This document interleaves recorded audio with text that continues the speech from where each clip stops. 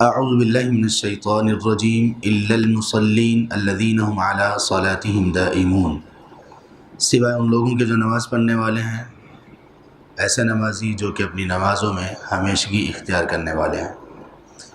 ان آیت سے پہلے اللہ تبارک و تعالیٰ نے کچھ انسانوں کی، خاص طور پر کفار و مشرکین کی یہ صفت بیان کی کہ وہ تھوڑے دلے ہیں، تھوڑے دل کے مالک ہیں۔ کیسے تھوڑے دل کے مالک ہونا؟ کیسے اللہ تعالیٰ نے بیان کیا کہ جب ان پر کوئی مصیبت آتی ہے تو ہمت ہار جاتے ہیں، جب مال اور خوشحالی آتی ہے تو پھر لوگوں کو دینے سے رکتے ہیں۔ دونوں حالتوں میں ان کا دل تھوڑا ہوتا ہے، دونوں ہی حالتوں میں ان کا دل قلت کی جانب مائل ہوتا ہے، پریشانی رہتا ہے۔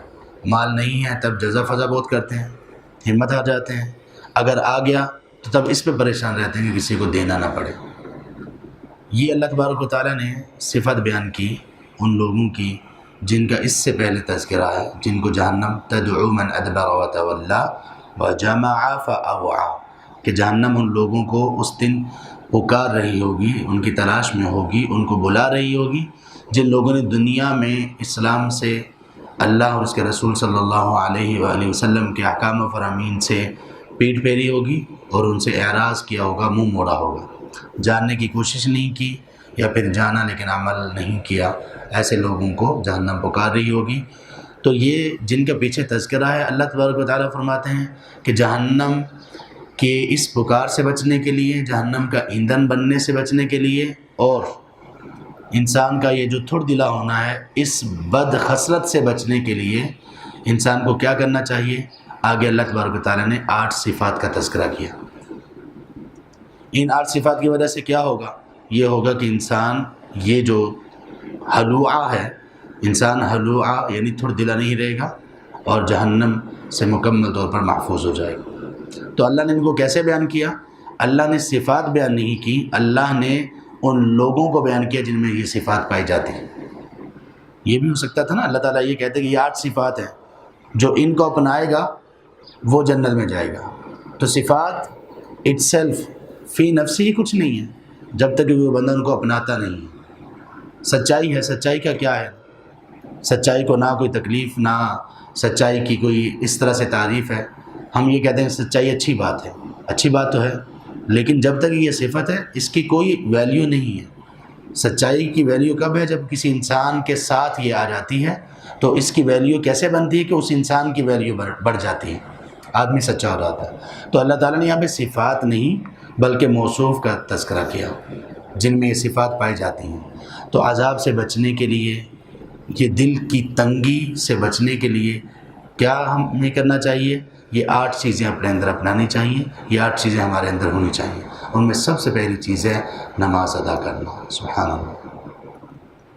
اگر انسان کلمہ پڑھ لینے کے بعد، اسلام میں داخل ہو جانے کے بعد اب چاہتا ہے کہ اس کی زندگی، یہ زندگی بھی اچھی ہو، حیات طیبہ ہو، جس کا اللہ تعالیٰ نے وعدہ کر رکھا سورۃ النحل میں، لَنُحْيِيَنَّهُ حَيَاةً طَيِّبَةً، جو شخص ایمان لایا، جس شخص نے اچھے عمل کیے، وہ مذکر ہو یا مؤنث ہو، وَهُوَ مُؤْمِن لیکن ایمان لا چکا ہو، فَلَنُحْيِيَنَّهُ حَيَاةً طَيِّبَةً، تو ہم یقینی طور پر، لازمی طور پر اس کو حیات طیبہ دیں گے، پاکیزہ، بہترین، عمدہ، قابل تعریف زندگی اس کو دی جائے گی۔ یہ زندگی بھی قابل تعریف ہو اور وہ زندگی جو مرنے کے بعد ہے وہ بھی قابل تعریف ہو۔ اگر کوئی ایسا چاہتا ہے تو اس میں سب سے پہلی صفت پائی جانی چاہیے المصلین، وہ نماز پڑھنے والا، نمازی ہو۔ اس سے ہی پتہ چلا کہ نماز کے بغیر کوئی چارہ نہیں۔ یہاں پہ جنت والوں کا تذکرہ ہوا تو سب سے پہلی صفت کیا بیان کی گئی؟ نماز پڑھنا۔ سورۃ المدثر میں ہم آگے جا کر پڑھیں گے انشاءاللہ۔ جنتی لوگ جہنم والوں سے سوال کریں گے، ما سلککم فی سقر، آپ لوگوں کو جہنم میں کس چیز نے داخل کر دیا؟ قالوا لم نک من المصلین، ان کا پہلا جواب یہ ہوگا ہم نماز نہیں پڑھتے تھے۔ اس سے معلوم ہوا کہ یہ کلمہ گو لوگ ہوں گے، اسلام میں داخل ہونے والے لوگ ہوں گے، کہ انہوں نے پہلی بات یہ بتائی کہ ہم نماز نہیں پڑھتے تھے۔ اگر وہ کلمہ گو نہ ہوتے تو پھر وہ پہلے کیا کہتے کہ ہم مسلمان ہی نہیں تھے۔ تو یہ صفات، ان میں سے سب سے بڑی صفت ہے نماز پڑھنا۔ اب نماز پڑھنا صرف کافی نہیں ہے، نماز کو اس کے تقاضوں کو پورا کرتے ہوئے پڑھنا مقصود ہے۔ اس کے تقاضے کیا ہیں؟ ان میں سے ایک یہ ہے، اور یہ دوسری صفت ہے 8 میں سے، الذین هم علی صلاتہم دائمون، نمازی لوگ۔ کون سے نمازی لوگ؟ جو اپنی نمازوں میں ہمیشگی اختیار کرتے ہیں، دائمون ہمیشگی اختیار کرنے والے۔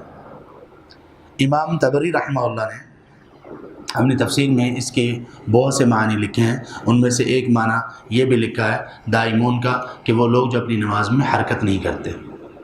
الماء الدائم کس کو کہا جاتا ہے؟ رکا ہوا پانی، رکے ہوئے پانی میں حرکت نہیں ہوتی۔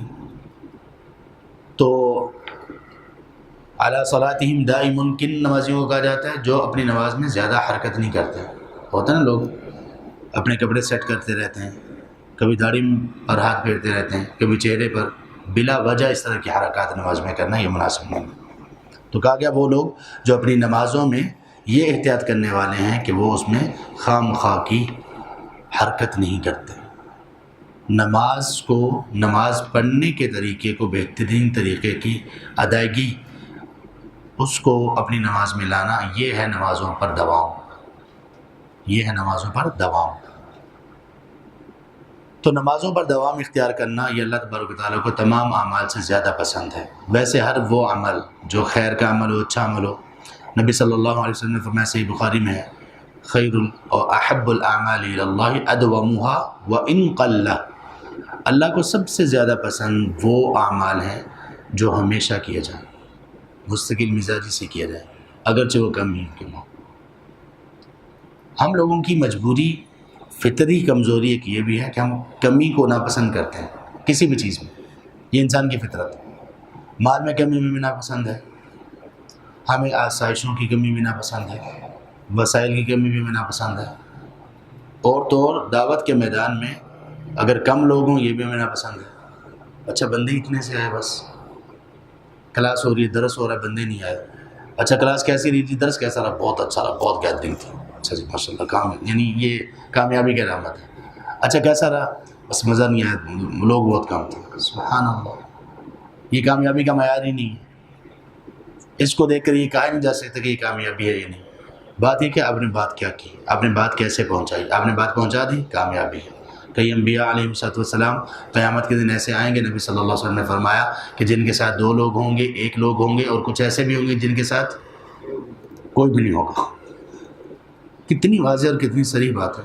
تو اس لیے دعوت دینے والے لوگوں کو اس بات کا خیال نہیں کرنا چاہیے، ان کو اس بات کا خیال رکھنا چاہیے کہ میں نے پہنچا دیا کہ نہیں، میں نے اپنا حق ادا کر دیا یا نہیں، باقی آگے اللہ تبارک و تعالیٰ کا کام۔ تو دائمون کا معنی یہ ہوتا ہے کہ وہ عقبہ بن عامر رضی اللہ عنہ صحابہ میں سے ہیں، انہوں نے اس کی یہ تفسیر کی، لیکن صحابہ کے اقوال قرآن کی بہترین تفسیر ہیں۔ تیسرے نمبر پر تفسیر کے ماخذ میں سے تیسرا ماخذ کون سا ہے کہ صحابہ نے کیسے سمجھا اس کو؟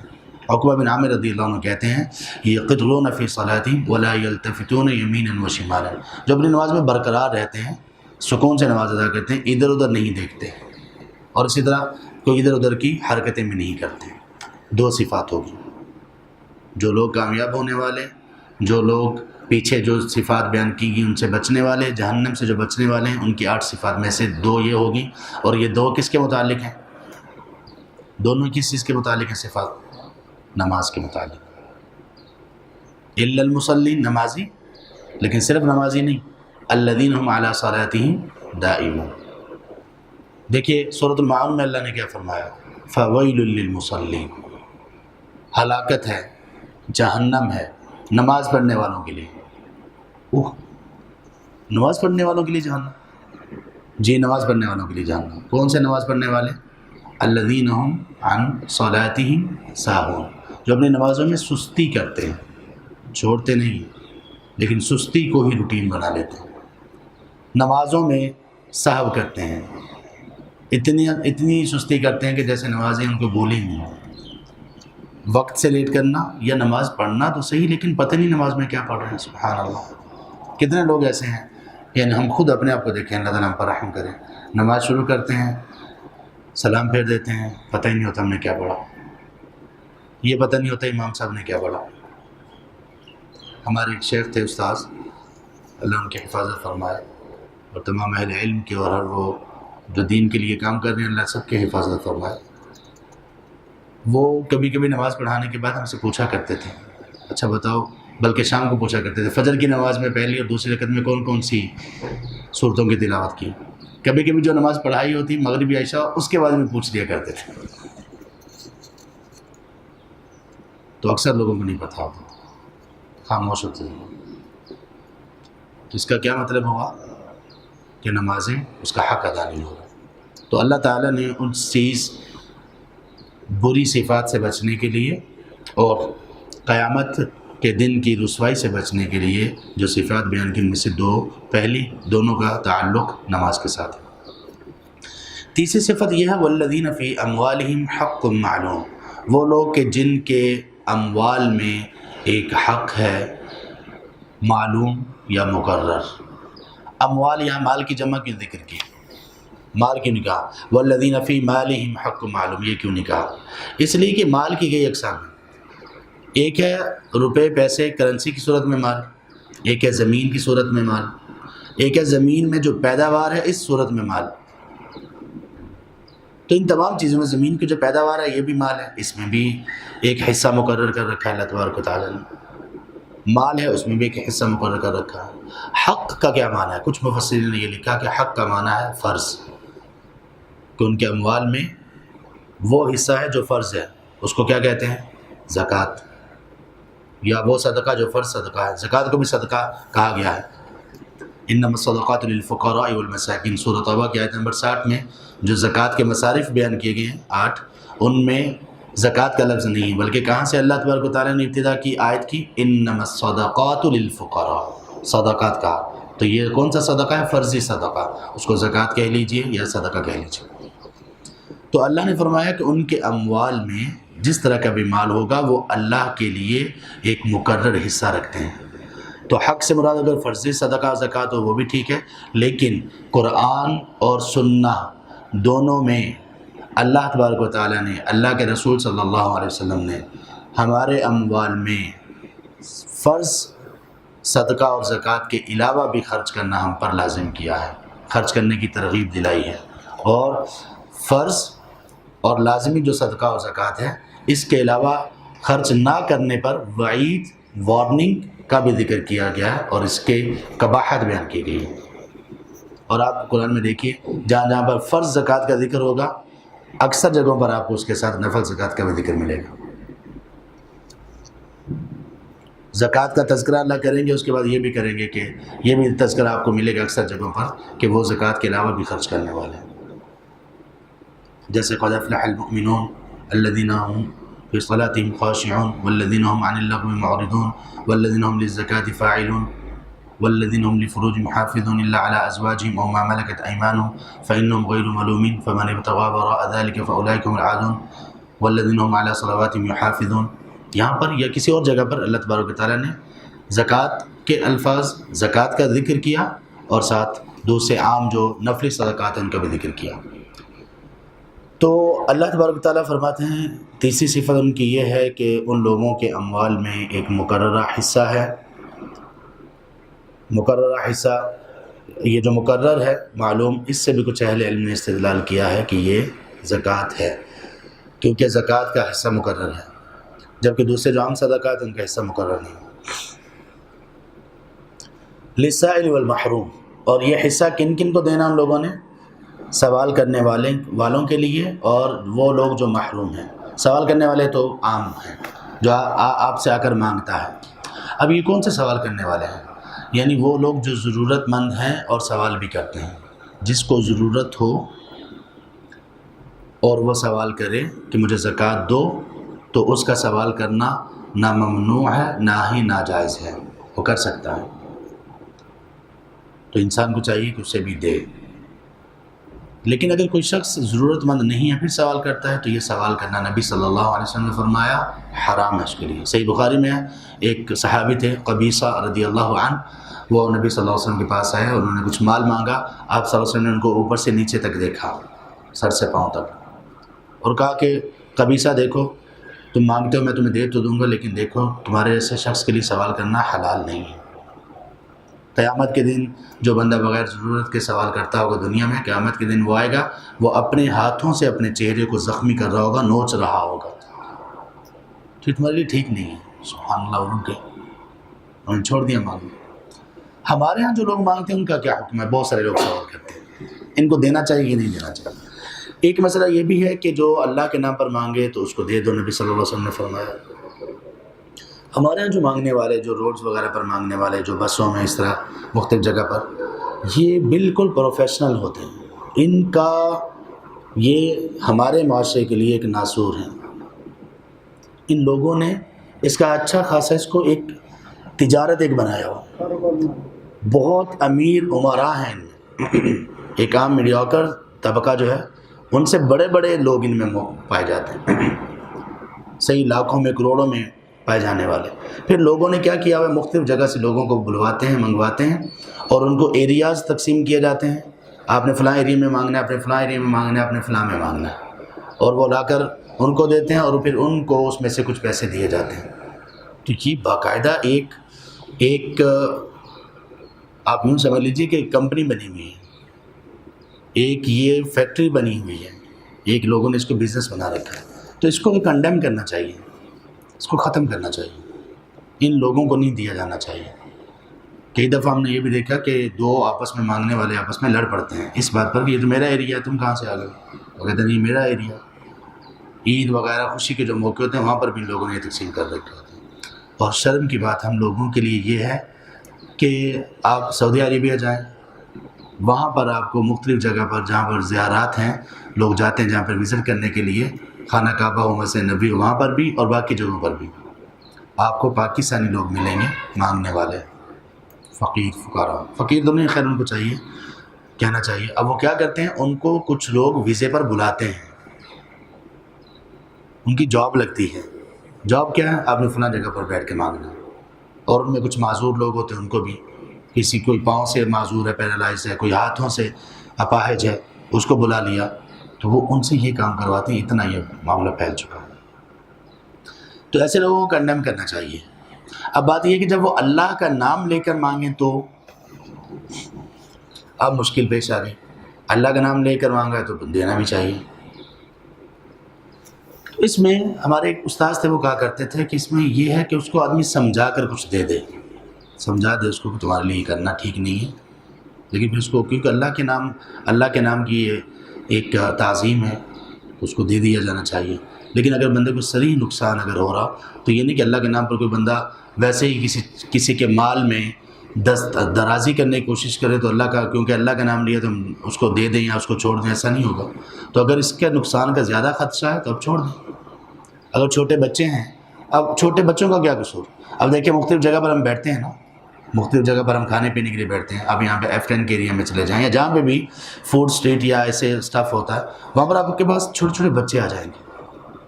اب بندہ ان کو کیا کہے، ان پر ترس بھی آ رہا ہوتا ہے، اور وہ کبھی کبھی اللہ کا نام لے کر مانگ رہے ہوتے ہیں. اچھا انہوں نے سکھایا ہوا ہوتا ہے کہ کس طرح کے بندوں کے پاس جا کر کیا کہہ کر مانگنا ہے.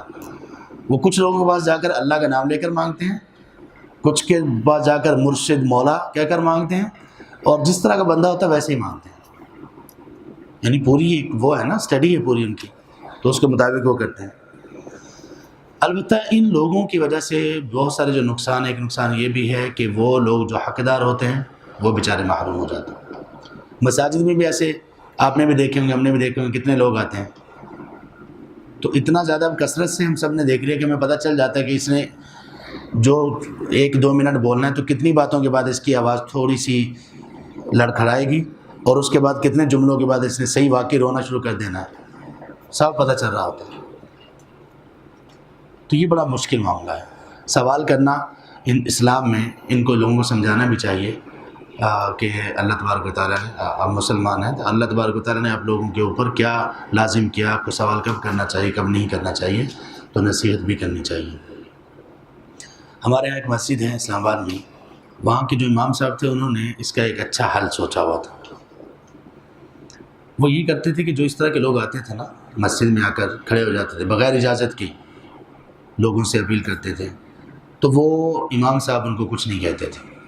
جب وہ بیٹھ جاتے ہیں، پیسہ ویسا اکٹھا ہو جاتا، اس کے بعد امام صاحب ان کے پاس آتے. کہتے ہیں آئیے تشریف لائیے آپ کی خدمت کرتے ہیں. ان کو لے جاتے ہیں اور پھر ان کو کہتے کہ آپ نے جو مسئلہ بیان کیا نا میرا فلاں بیمار ہے اور فلاں یہ مسئلہ ہے اور یہ ہے، تو آپ ایسا کیجئے کہ ذرا اپنا ایک آئی ڈی کارڈ دیجیے، آپ نے جو اپنا ایڈریس بتایا تھا وہ دیکھا جائے. دوسرا بتائیے کہ وہ بندہ جو بیمار ہے، جو مجبور ہے، میری والدہ ایسے ہیں، میرا فلاں ایسے ہے تو اس کو آپریشن کے لیے اتنے کی ضرورت ہے. وہ ان سے مکمل تحقیق کرتے ہیں. اگر واقعی ہی وہ ٹھیک ہوتا تو ان کو ان پیسوں کے ساتھ اور پیسے دیتے ہیں، اور اگر ٹھیک نہ ہوتا وہ پیسے لے کر مسجد کے اس میں باکس میں ڈالتے ہیں اور ان کی پھر اور طرح سے خدمت کرتے ہیں. تو یہ بڑا بہترین حل، بڑا اچھا حل لگا یہ. تو وہ بندہ کم از کم اس مسجد میں دوبارہ نہیں آتا تھا. تو ایک دفعہ اصل میں مجھے ایسے پتہ چلا کہ میں نے نماز پڑھ کے میں نکلا تو مجھے ٹھک ٹھک کی آوازیں آ رہی تھیں.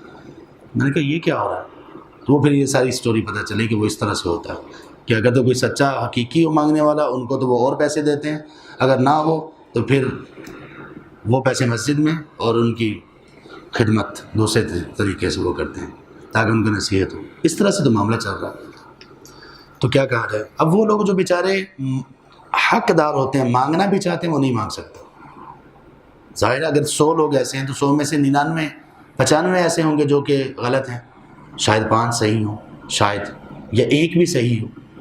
تو ان لوگوں نے اتنا امیج خراب کر دیا ہوتا ہے کہ وہ ایک جو صحیح ہوتا ہے اس کو بھی دینے کے لیے تیار نہیں ہوتے. تو اللہ تعالیٰ فرماتے ہیں سوال کرنے والوں کے لیے بھی ان میں حصہ ہے اور محروم جو لوگ ہیں ان کے لیے بھی حصہ ہے. محروم کس کو کہتے ہیں؟ امام طبری رحمہ اللہ نے اس کے کئی ایک تفاسیر کی ہیں اور اس پر احادیث بھی لے کر آئے ہیں. ایک محروم وہ ہے، اصل میں محروم کا معنی یہ ہے کہ جو غنا سے روک دیا جائے. ہم نے حا میم کا معنی کیا پڑھا؟ اس کے مادے سے جو الفاظ آتے ہیں کیا معنی ہوتا ہے اس کا؟ روک دینا یا شدت سے روکنا. حرام کو بھی حرام اس لیے کہا جاتا ہے کہ بہت سختی سے اس سے روکا جاتا ہے. محروم اصل میں وہ ہے کہ جس کو غنا سے روک دیا جائے. غنا کیا چیز ہے؟ وہ اتنا کچھ اتنی رقم کہ جس سے اس کی ضروریات پوری ہو سکے. اب اس سے یہ روک دیا جاتا ہے، اس لیے اس کو محروم کہا جاتا ہے. امام طبری رحمہ اللہ نے ذکر کیا کہ وہ آدمی جس کو مال غنیمت میں حصہ نہیں ملتا اس کو بھی محروم کہا جاتا ہے. اور اس کی انہوں نے دلیل دی، نبی صلی اللہ علیہ وسلم نے ایک مرتبہ اسی طرح کچھ لوگوں کو جو جنگ میں شریک تھے لیکن مال غنیمت جب تقسیم ہو رہا تھا تب موجود نہیں تھے، تو جب وہ آئے بعد میں تو اللہ کے رسول صلی اللہ علیہ وسلم نے ان کے بارے میں کہا کہ یہ محروم ہیں، ان کو دو، ان کو اب دو، کیونکہ پہلے ان کو حصہ نہیں ملا. اسی طرح وہ آدمی جس کا مال ہلاک ہو گیا ہو. امام طبری رحمہ اللہ نے صحیح سند کے ساتھ یہ ذکر کیا کہ ایک آدمی صحابہ میں سے تھے، ان کا مال سیلاب کی وجہ سے سارا بہتا رہا تو آپ صلی اللہ علیہ وسلم نے فرمایا اس کی مدد کرو، یہ محروم ہے. تو یہ محروم کے سارے ہی معنی درست ہیں، کیونکہ اصل اس کا معنی کیا ہے؟ جس کو روک دیا گیا ہو غنا سے، آسائشوں سے اور ضروریات کو پورا کرنے سے، یعنی فقر وغیرہ کی وجہ سے. کچھ لوگوں نے، کچھ اہل علم نے اس کے معنی کے سلسلے میں اور بھی کئی اقوال ذکر کیے ہیں. ایک بڑی دلچسپ بات ہے، امام شعبی رحمہ اللہ بہت بڑے امام ہیں، وہ کہتے ہیں اعیانی ان اعلم ما المحروم، مجھے اس بات نے تھکا دیا کہ میں اس بات کو جان پاؤں کہ محروم کس کو کہتے ہیں. کہتے ہیں مجھے محروم کی سمجھ نہیں آئی. سبحان اللہ. دیکھیے ایک تو ان لوگوں کی دیانت دیکھیے، جس کا نہیں پتہ ہے واضح طور پر بتا رہے ہیں کہ مجھے نہیں پتہ. کہتے ہیں مجھے تھکا دیا، مجھے محروم کی سمجھ نہیں آئی. ان کے بعد ایک اور امام آئے، امام ابن عطیہ، ان کی تفسیر ہے الوجیز المحرر. سبحان اللہ، المحرر الوجیز. امام ابن عطیہ ہیں رحمہ اللہ، اندلس کے ہیں یہ، اور بہت بڑے امام ہیں. شیخ الاسلام ابن تیمیہ رحمہ اللہ وغیرہ بھی ان کی تفاسیر کے ریفرنس دیتے ہیں. انہوں نے ایک بات کہی، انہوں نے کہا کہ رحم اللہ تعالی الشعبیہ. امام شعبی نے کیا کہا تھا؟ اعیانی ان اعلم ما المحروم، کہ مجھے اس بات نے تھکا دیا کہ میں جان پاؤں کہ محروم کیا ہے. تو انہوں نے کہا رحم اللہ تعالی الشعبیہ، اللہ امام شعبی رحمہ اللہ پر رحمت کرے. فإنہ فی هذه المسألة محروم، وہ اس مسئلے میں محروم ہو گئے. وہ کہتے ہیں نا مجھے محروم کا معنی جاننے میں مجھے تھکا دیا اس نے، تو کہا کہ وہ اس مسئلے میں محروم ہو گئے. کیوں؟ محروم کس کو کہتے ہیں؟ جس کو کسی چیز سے روک دیا جائے. تو ان کے پاس یہ علم یا ان کو یہ سمجھ نہیں آ سکی، رک گئے، اس سمجھ سے ان کو روک دیا گیا کہ ان کو محروم کا پتہ چلے۔ تو یہ انہوں نے کیسے کہا، یعنی معنی بھی سمجھا دیا اور ان کو بتا بھی دیا، اور انہوں نے کہا کہ اگر وہ اس کے مادہ پر غور کر لیتے اور اس میں جنس کے طور پر اس کو لے لیتے، ان کو پتہ چل جاتا کہ ہر وہ شخص جس کو کسی بھی چیز سے روک دیا گیا ہو وہ محروم ہے۔ 3 صفات ہو گئی۔ چوتھی صفت، والذین یصدقون بیوم الدین، وہ لوگ جو تصدیق کرتے ہیں یوم الدین کی۔ یوم الدین کیوں کہا، یوم القیامہ کیوں نہیں کہا؟ یوم القیامہ اور یوم الدین میں کیا فرق ہے، کون بتائے گا؟ ہیں دونوں ہی قیامت کے دن، لیکن فرق کیا ہے؟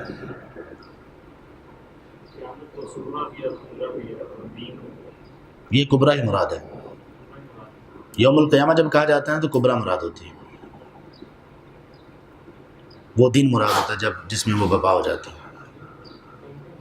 جی جی جی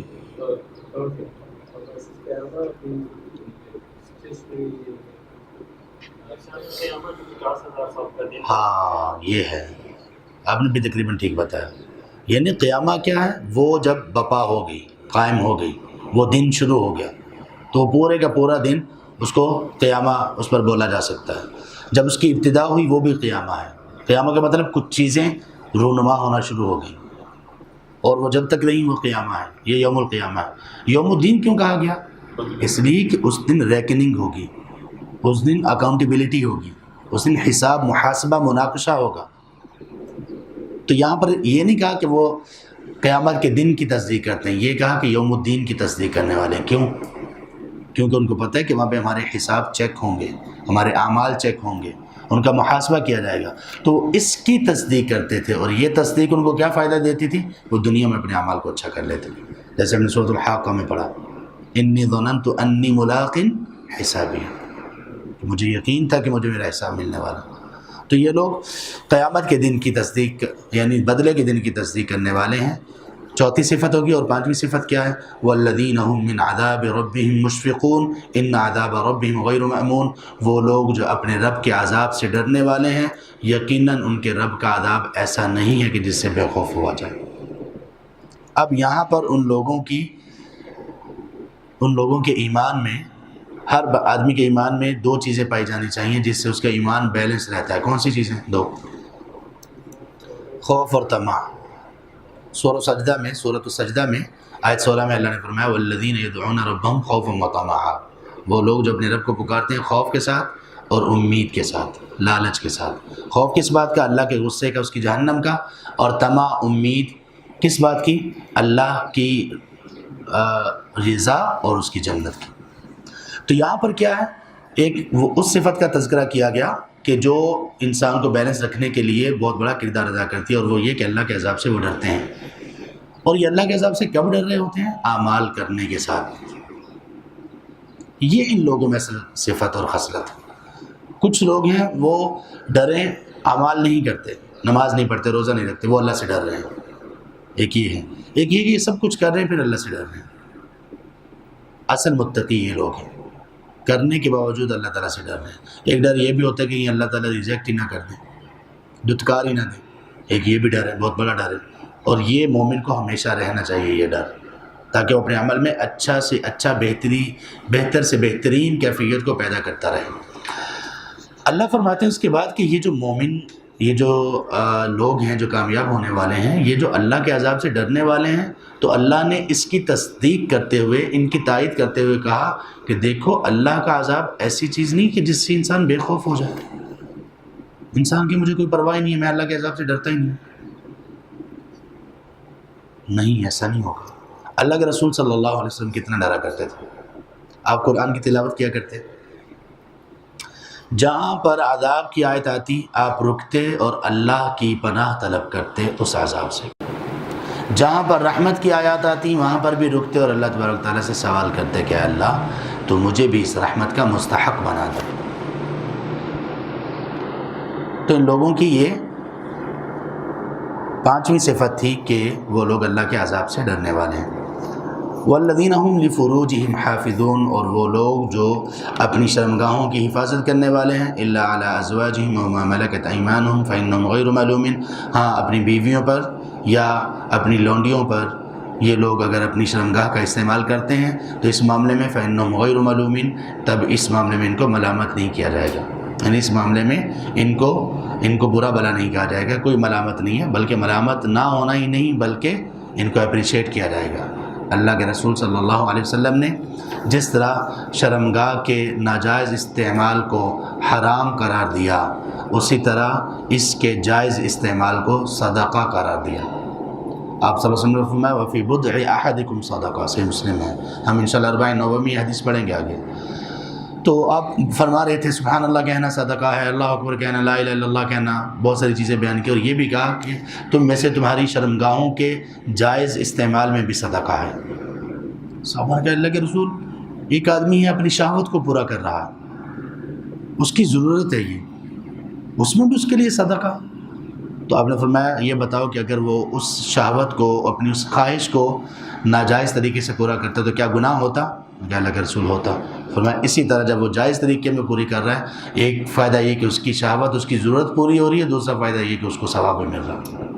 کیسے اسلام نے حلال پر ابھارا ہے، کیسے کس طرح سے ترغیب دلائی ہے۔ تو اللہ فرماتے ہیں ان کی چھٹی صفت یہ ہے کہ وہ لوگ اپنی شرمگاہوں کی حفاظت کرتے ہیں۔ نبی صلی اللہ علیہ وسلم نے فرمایا من یضمن لی ما بین لحییہ وما بین رجلیہ اضمن لہ الجنہ، غالباً صحیح بخاری کی یہ حدیث ہے۔ آپ نے فرمایا کہ اگر کوئی شخص مجھے 2 چیزوں کی گارنٹی دے دے تو میں اس کو جنت کی گارنٹی دیتا ہوں۔ 2 چیزیں کون سی؟ وہ جو دوست کے جبڑوں کے درمیان ہے یعنی زبان، اور دوسری وہ چیز جو اس کی ٹانگوں کے درمیان ہے یعنی شرمگاہ۔ اس کی جو ضمانت دے دے تو میں اس کو جنت کی ضمانت دیتا ہوں، گارنٹی دیتا ہوں۔ اور یہی 2 چیزیں آپ صلی اللہ علیہ وسلم سے پوچھا گیا سب سے زیادہ جہنم میں کون سی چیزیں داخل کریں گی؟ آپ نے فرمایا الفم والفرج، زبان اور شرمگاہ سب سے زیادہ جہنم میں داخل کریں گے۔ تو جب آدمی یہ ضمانت دے دے، جب آدمی اس چیز کو بالکل پختہ کر لے کہ آدمی ان دونوں کا غلط استعمال نہیں کرے گا، تو اس بندے کی جنت پکی ہے۔ یہ گارنٹی دی ہے نبی صلی اللہ علیہ وسلم۔ آپ صلی اللہ علیہ وسلم کی جنت کی خوشخبریاں صرف صحابہ کے لیے نہیں تھی، صرف ان کے لیے نہیں تھی، معیار ہے، کوئی بھی آج پیش کرے تو ان کے لیے بھی ہو سکتی۔ اللہ ہمیں ایسے لوگوں میں کر دیں۔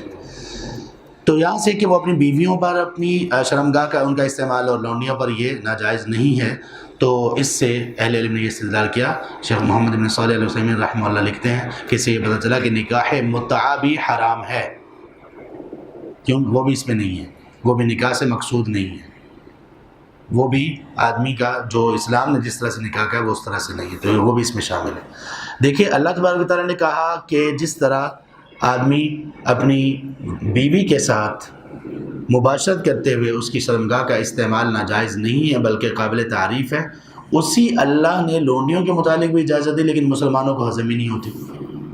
اس میں کہتے ہیں استغفر اللہ استغفر اللہ، نکاح کے بغیر بھئی جو جن سے آپ نے نکاح کیا جس بیوی سے، تو اس نکاح کا کیا مطلب تھا؟ آپ نے کہا، اس نے کہا کہ اتنے حق مہر کے عوض آپ کو فلاں قبول ہے، آپ نے کہا قبول ہے، یہ نکاح عقد تھا۔ کس نے بتایا، کس نے سکھایا کہ ایسے کرنا ہے؟ اللہ تعالیٰ نے۔ تبھی ہوتا ہے نا، اگر اللہ تعالیٰ ایسے نہ کہتے تو، اور اس کے ساتھ کچھ اور شرائط بھی ہیں، گواہوں کا ہونا، ولی کی اجازت وغیرہ کا ہونا، یہ سب چیزیں مل کر نکاح بنتی ہیں۔ پھر پوچھا جاتا ہے آپ کو قبول ہے، وہ کہتے ہیں قبول ہے۔ کس نے یہ بتایا؟ اللہ تعالیٰ نے۔ وہی اللہ کہہ رہے ہیں کہ اس میں بھی تمہارے لیے یہ جائز ہے، جواز ہے۔ استغفر اللہ استغفر اللہ، کتنی بری بات ہوگی، یہ کیسے ہو سکتا ہے؟ یہ وہ بات ہوئی جس کو اللہ تعالیٰ نے یہودیوں کے متعلق کہا قرآن کریم میں، سورۃ البقرہ کی آیت نمبر 85 میں، افتؤمنون ببعض الکتاب وتکفرون ببعض، کیا تم کتاب کے کچھ حصے کو مان لیتے ہو، کچھ کا انکار کر دیتے ہو؟ فما جزاء من يفعل ذلك منكم الا خزي في الحیاۃ الدنیا، جو بھی ایسا کرے گا تم میں سے اس کو دنیا میں رسوا کیا جائے گا، ویوم القیامۃ یردون الی اشد العذاب، اور قیامت کے دن ان کو سخت عذاب کی طرف لوٹایا جائے گا۔ اللہ تبارک و تعالیٰ نے فرمایا تو اللہ تبارک و تعالیٰ کی بات کو مان لو۔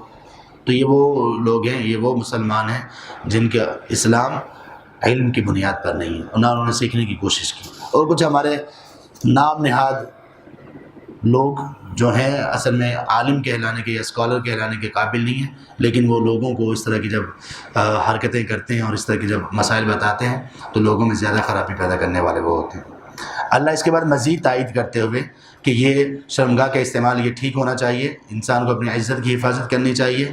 جب یہ بتا دیے کہاں کہاں پر اس کا استعمال آپ لوگوں کے لیے جائز اور حلال ہے، اس کے بعد یہ کہا فَمَنِ ابْتَغَىٰ وَرَاءَ ذَلِكَ فَأُولَٰئِكَ هُمُ الْعَادُونَ، جو لوگ بھی اس کے علاوہ کسی چیز کو تلاش کریں گے، کس کے لیے؟ اپنی اس کے شرمگاہ کے استعمال کے لیے، تو وہ کیا ہوں گے؟ فَأُولَٰئِكَ هُمُ الْعَادُونَ، یہ لوگ حد کو تجاوز کرنے والے ہوں گے، لمٹس کو کراس کرنے والے ہوں گے۔ لمٹس کیا ہیں؟ یا نکاح، بیویاں یا لونیاں، اس کے علاوہ باقی تمام کی تمام چیزیں وہ انسان شرمگاہ کا ہر طرح سے استعمال اس کے لیے ناجائز ہے۔ اس کے بعد چھٹی صفت ہے ان کی والذین هم لأماناتهم وعہدہم راعون، وہ لوگ اپنی امانتوں کا اور اپنے وعدوں کا خیال رکھتے ہیں۔ امانتیں کیا ہیں؟ امانت کس کو کہتے ہیں؟ اللہ نے ہمیں جو کچھ دے رکھا سب کچھ امانت ہے۔ ہماری زندگی، ہماری جوانی، ہمارا مال، ہمارا گھر، ہماری اولاد، گاڑی، ہماری صلاحیتیں، ہمارا وقت، سب کچھ امانت ہے۔ اللہ نے ہمیں یہ جو اختیار دے رکھا ہے، اچھائی اور برائی، اس میں سے کسی بھی چیز کو ہم اختیار کر سکتے ہیں، یہ اختیار امانت ہے۔ تو وہ لوگ جو جہنم سے بچنے والے ہیں، جنت کے وارث بننے والے ہیں، ان کی چھٹی صفت اللہ نے کیا بیان کی؟ وہ اپنی امانتوں کا خیال رکھتے ہیں۔ اسی طرح یہ وہ امانتیں ہیں جو اللہ کے ساتھ جن کا تعلق ہے، لوگوں کے ساتھ تعلق جن امانتوں کا ان کا بھی خیال رکھتے ہیں۔ وہ کیا؟ کسی نے، کوئی آدمی نے آپ کے پاس کوئی چیز رکھوائی امانت کے طور پر، اس کا خیال رکھنا، اس کو واپس کرنا اسی طرح سے۔ کسی نے آپ کو کوئی راز کی بات بتائی، وہ امانت ہے۔ نبی صلی اللہ علیہ وسلم نے فرمایا اگر کوئی شخص آپ سے بات کرتے ہوئے ادھر ادھر دیکھ رہا ہو، اس کا مطلب یہ کہ یہ بات امانت ہے آپ کے پاس، وہ دوسروں کو نہیں بتانا چاہ رہا۔ ہاں، وہ غیبت، چغلی وغیرہ ان چیزوں سے دور ہو، کوئی اور راز کی بات آپ کو بتاتا ہے تو یہ بھی امانت ہے۔ امانتوں کی پاسداری جنت میں جانے کے لیے ضروری ہے۔ اس کے بغیر، کیونکہ جنتوں کی صفات میں سے ایک صفت ہے اور یہ لازمی صفت ہے ایک مومن کے لیے۔ کوئی مومن جو امانت کا خیال نہیں رکھتا، یعنی امانت میں خیانت کرنے والا ہے، وہ جنت میں چلا جائے ممکن نہیں ہے۔ اور امانت کا مفہوم کتنا وسیع ہم نے دیکھ لیا۔ عہد کس کو کہتے ہیں؟ جیسے کہ ہم نے پڑھا، عہد اس کو کہا جاتا ہے جو جس کو آدمی جس کا مسلسل خیال رکھے اور ہمیشہ اس کی نگہداشت میں لگا رہے۔ تو عہد کو عہد کیوں کہتے ہیں؟ کہ یہ آدمی کا وہ قول، وہ اقرار، وہ بات ہوتی ہے کہ آدمی ہمیشہ اس کو اس کا خیال رکھنا چاہیے کہ میں نے اس کے خلاف نہیں کرنا، تو اپنے وعدوں کو پورا کرنا یہ بہت زیادہ ضروری ہے۔ ہاں، البتہ کچھ لوگ ہوتے ہیں وہ وعدے میں اور ارادے میں فرق نہیں کرتے۔ آدمی کسی کو کہتا ہے ہاں میں آپ کے پاس آؤں گا، یہ اپنا ارادہ ظاہر کر رہا ہوتا ہے۔ آدمی دوسری دفعہ کہتا ہے ہاں آپ نے وعدہ کیا تھا، نہیں یہ وعدہ نہیں ہے، یعنی اس نے کوئی پختہ بات نہیں کی تھی نا۔ ہم عام نارمل لائف میں ارادہ ظاہر کرتے ہیں، ہاں میں آؤں گا، ارادے کے الفاظ نہ بھی ہوں تو آدمی کو مفہوم سے سمجھ لینا چاہیے۔ ہاں اگر آدمی کنفرم کر دے، پختہ کر دے، جی میں لازمی آؤں گا، جی ڈن ہو گیا، جی پکا ہو گیا، اب یہ وعدہ ہے، ورنہ ارادہ ہے۔ اگر کسی کو نہ سمجھ رہی ہو تو آدمی دوبارہ پوچھ لے کہ آپ واقعی آئیں گے یا کوشش کریں گے، تو آدمی صاف بتائے کہ جی میں کوشش کروں گا، تو میں آنے کی کوشش کروں گا، یا تو صاف الفاظ میں بتا لے۔ تو بہرحال ارادے میں اور وعدے میں فرق کیا جانا چاہیے۔ جو وعدہ ہے اس کو پورا کرنا یہ ایمان کی علامت ہے اور مومنوں کی وہ صفت ہے جو ان کو جنت میں لے جانے والی اور جہنم سے بچانے والی۔ عہد اسی طرح جیسے امانت کا تعلق اللہ کے ساتھ بھی ہے، لوگوں کے ساتھ بھی ہے، اسی طرح سے عہد کچھ ایسے ہیں جن کا تعلق اللہ کے ساتھ ہے اور کچھ ایسے جن کا تعلق لوگوں کے ساتھ ہے۔ اللہ کے ساتھ جن عہود کا تعلق ہے وہ کون سے ہیں؟ ایک تو وہ عہد ہے جو سورۃ الاعراف میں ذکر کیا اللہ نے، جس کو کہتے ہیں عہد الست۔ اللہ نے جب تمام لوگوں کی روحیں آدم علیہ السلام سے نکالیں تو ان سے کہا کیا میں تمہارا رب نہیں ہوں؟ تو سب نے کہا کہ آپ ہمارے رب ہیں۔ یہ وعدہ ہم اللہ کے ساتھ کر کے آئے ہیں، کسی کو یاد نہیں ہے تو پھر کیا ہوتا ہے؟ وعدہ نہیں ہوا۔ یہ وعدہ ہم نے کیا تھا کہ نہیں کیا تھا؟ آپ نے کیا تھا، پھر نہیں کیا ہے، یاد نہیں ہے، تو اب اس کا کیا حل ہے؟ ہمیں تو یاد نہیں ہے، اللہ تعالیٰ نے یاد کروا دیا، اللہ نے بتا دیا کہ بھائی آپ لوگوں نے کیا تھا۔ ہم جب پیدا ہوئے تھے ہمیں یاد ہے، پہلا دن یاد ہے، دوسرا تیسرا چوتھا 2 3 4 2 سال یاد ہے؟ نہیں۔ ہم اتنے چھوٹے تھے، یاد ہے؟ کسی کو یاد نہیں۔ گھر والے بتاتے تم اتنے چھوٹے تھے، وہ کہتے اچھا ٹھیک ہے، ہمارے والدین کس نے بتایا؟ انہوں نے. تو اللہ تبارک و تعالیٰ نے اس وعدے کے متعلق کیسے بتایا؟ 1,24,000 انبیاء کو بھیج کر. یہاں پہ صرف 2 لوگ کہہ رہے ہیں والدین کہ بھئی یہ اماں ہیں اور یہ ابا جان ہیں. ہم کہتے ہیں بالکل ایسے ہی ہے. تو 1,24,000 لوگوں نے بتایا، اور وہ لوگ جو دنیا کے بہترین، سچے ترین، امانت دار اور بالکل اعلیٰ صفات کے مالک لوگ تھے. اور اس کے ساتھ ساتھ کتابیں نے نازل کی، اس میں بھی بتایا گیا، جیسے قرآن میں بتا دیا گیا. تو یہ اللہ کے ساتھ عہد ہے، اور لوگوں کے ساتھ عہد کوئی بھی انسان وعدہ کر لے جس میں قطع تعلق ہی نہ ہو، جس میں گناہ نہ ہو، تو اس کو پورا کرنا ضروری ہے. ان کی ساتویں صفت ہے والذین هم بشہاداتہم قائمون، وہ لوگ جو اپنی گواہیوں پر قائم ہیں، ڈٹے رہتے ہیں یا مضبوط ہیں. اس کے کئی ایک معنی ہیں. ایک معنی یہ ہے کہ وہ جو گواہی دیتے ہیں اس گواہی پر قائم بھی رہتے ہیں. یہ نہیں کہ لالچ دیا جائے تو گواہی سے پھر جائے، بیان ہی بدل لیا. اور دوسرا یہ کہ وہ اپنی گواہیوں پر قائم ہے. کیا مطلب؟ کہ گواہی صرف اس بات کی دیتے ہیں جو چیز ان کے واقعی مشاہدے میں ہوتی ہے، کنفرم ہوتی ہے. ایسے شک اور ظن کی بنیاد پر وہ گواہی نہیں دیتے. تیسری بات یہ کہ وہ گواہی پر قائم ہیں. کیسے؟ کہ وہ گواہی بے شک ان کے اپنے خلاف ہو، ان کے والدین کے خلاف ہو، عزیز و اقارب کے خلاف ہو، تب بھی وہ حق کی ہی گواہی دیتے ہیں. سورہ النساء میں اللہ تبارک و تعالیٰ نے ارشاد فرمایا آیت نمبر 135 میں، یا ایھا الذین آمنوا کونوا قوامین بالقسط شہداء للہ، اے ایمان والو تم لوگ انصاف پر قائم ہو جاؤ، تم اللہ کے گواہ ہو زمین پر، اور یہ گواہی تمہاری انصاف پر ہونی چاہیے. وَلَوْ عَلَىٰ أَنفُسِكُمْ، اگرچہ یہ گواہی تمہارے اپنے خلاف ہی کیوں نہ ہو. انسان جھوٹی گواہی کب دیتا ہے؟ جس وجہ سے جھوٹی گواہی دیتا ہے اللہ نے اس آیت میں ان سب چیزوں کا ذکر کر دیا. اور وہ 3 چیزیں بڑی. جب آدمی کے اپنے خلاف بات ہو تو کون سچی گواہی دے گا؟ اللہ نے کہا تب بھی سچ بات پر، اس کی گواہی پر قائم رہو. اول والدین، یا تمہارے والدین کے خلاف. کب لوگ گواہی کو بدلتے ہیں؟ جب ان کے والدین کے خلاف بات ہے. اللہ کہتے ہیں نہیں، والدین کے خلاف بھی ہو تب بھی حق بات کی گواہی دینی ہے.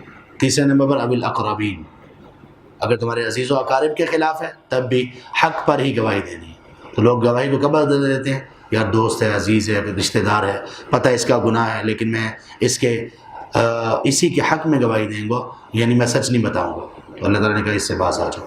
تو یہ جنت میں جانے والوں کی ایک صفت ہے. 8ویں اور آخری صفت کیا بیان کی؟ والذین هم علی صلاتہم یحافظون، کہ وہ اپنی نمازوں کی حفاظت کرنے والے ہیں. سبحان اللہ. ان 8 صفات میں نماز کے متعلق کتنی صفات ہیں؟ 3 الا المصلین، نماز پڑھنے والے ہیں. پھر اللہ تعالیٰ نے 2 مزید صفات وہ بیان کی کہ ان کی نمازیں کیسی ہیں. ایک ہے الذین هم علی صلاتہم دائمون، اور تیسری کیا ہے؟ والذین هم علی صلاتہم یحافظون. اس کا کیا مطلب ہے؟ یحافظون اور دائمون میں کیا فرق ہے؟ یحافظون میں اہل علم نے لکھا کہ یحافظون کا مطلب یہ کہ اپنے وقت پر پڑھتے ہیں اور اخلاص کے ساتھ پڑھتے ہیں، ٹائم کا خیال رکھتے ہیں، سفر میں ہوں، حضر میں ہوں، خوف میں ہوں، خیال رکھتے ہیں کہ ہم نے نماز پڑھنی ہے اور وقت پر پڑھنی ہے، اور ہم نے نماز پڑھنی ہے اور اس کو چھوڑنا نہیں ہے. حفاظت کرتے ہیں. کوئی فنکشن آ گیا، کوئی شادی بیاہ آیا، کوئی ایسا موقع آ گیا، نمازیں گول نہیں. یحافظون، حفاظت کرتے ہیں. سفر پر جا رہے ہیں، اس بات کا خیال کرتے ہیں کہ میں سفر کب شروع کروں، میں نے نمازیں کب پڑھنی ہیں، فجر میری کہاں پہ ہوگی، ظہر عصر کہاں پہ ہوگی، مغرب عشاء کہاں پہ ہوگی. یہ حفاظت ہے. جبکہ وہ دائمون کا کیا مطلب تھا؟ کہ اوقات وغیرہ کی حفاظت، ان کا خیال رکھنا، یہ ہو گیا محافظہ میں آ گیا. اور دوام میں کیا چیز آ گئی کہ جب نماز شروع کر دیتے ہیں تو اس کو اس طرح سے پڑھتے ہیں جیسے رسول اللہ صلی اللہ علیہ وسلم نے پڑھا، خشوع کے ساتھ، سکون کے ساتھ، ادھر ادھر نہیں دیکھتے، ادھر ادھر ہاتھ پاؤں نہیں ہلاتے مارتے، دل کے حضور کے ساتھ اللہ کے سامنے حاضر ہوتے ہیں. تو یہ 8 صفات جن میں پائی جائیں گی. ایک تو یہ کہ وہ جہنم سے بچ جائیں گے، تھوڑ دلا ہونے سے بچ جائیں گے. اور آخری بات کیا ہے؟ اولئک فی جنات مکرمون، یہی وہ لوگ ہیں کہ جنت میں ان کی تکریم کی جائے گی. صرف یہ نہیں اللہ نے کہا کہ یہ جنت میں جائیں گے، کہا کہ جنت میں ان کی تکریم کی جائے گی. کیسے؟ فرشتے ان پر داخل ہوں گے، سلام علیکم طیبتم فادخلوها خالدین. سلام ہی سلام، فرشتے کہیں گے آپ کو سلامتی مبارک ہو، خوش رہو، طیبتم پاکیزہ رہو، عمدہ زندگی گزارو. کیوں؟ کیونکہ تم نے اعمال اچھے کیے، پہلے خوشخبریاں سنائی جائیں گی. صبح ایک نئی خوشخبری، شام ایک نئی خوشخبری ہوگی. یہ جنت کی نعمتوں کے علاوہ ہے. تکریم ہے نا، بیٹھے ہوئے تختوں پر تکریم ہے نا، عزت ہے. جام پیش کیے جا رہے ہیں، کھانے پینے کی چیزیں وافر ہیں، جس چیز کی تمنا کی وہ موجود ہے. خوبصورتی انتہا کی، بیویاں خوبصورت ترین، نہ کسی نے اس سے پہلے ان کو دیکھا نہ ٹچ کیا. لم یطمثہن انس قبلہم ولا جان. ہر ایک اعتبار سے خوشخبری. یہ ہے تکریم. اور اس سے بڑھ کر تکریم کیا ہے؟ اللہ راضی ہے. اور تکریم کیا ہے؟ ایک بہت بڑی، اللہ اپنے چہرے کا دیدار کروائیں گے. اللہ تعالیٰ ہمیں تمام کی تمام چیزیں نصیب فرمائیں اور اللہ ہم ان لوگوں میں سے کر دیں. سبحانک اللہم و بحمدک اشہد ان لا الہ الا انت استغفرک و اتوب الیک.